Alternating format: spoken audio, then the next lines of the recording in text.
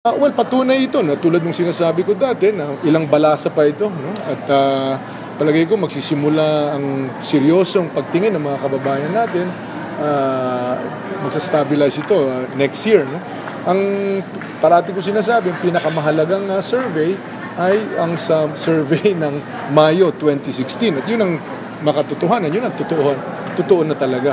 So aakyat sa bawat survey, tataas bababa ang bawat kandidato batay dun sa panahon kung kailan nakuha ang survey at saka sa mga news na nangyayari sa kapanahon.